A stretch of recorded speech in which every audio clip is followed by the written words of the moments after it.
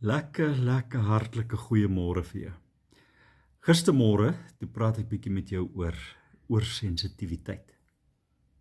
Vanmôre wil ek jou 'n ander groot woord ook toevoeg waaroor ons gaan praat. Emosionele onvolwassenheid. Nou wat in die lewe is dit? Kom ek gee jou 'n voorbeeld.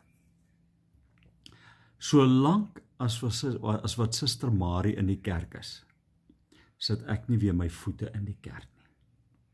Want kyk, ek en Suster Marie sit nie om dieselfde vuur nie. Ken jy daai storie?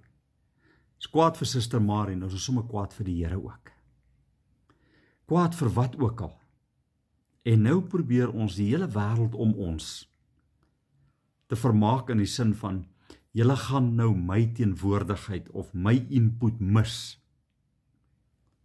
Intussentyd gaan die wêreld aan sonder jou. Intussentyd is almal besig om te doen wat hulle moet doen.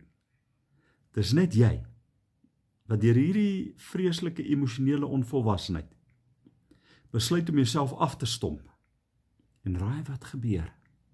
Jy mis op die heerlike seën wat God vir jou in gedagte het. Dink daaroor volgende keer voor jy die houdingkie inslaan van ek gaan nie dit doen nie, ek sal nie dit doen nie, solank dit en dit nie in plek is nie, kan julle maar vergeet van my. My liewe broer en suster, jy's net besig om een persoon te benadeel, en dis jouself. Here, gee ons die wysheid om goed reg te hanteer en reg uit te sorteer, sonder om enige iemand te benadeel. Amen. Baie lekker dag vir jou, bye bye.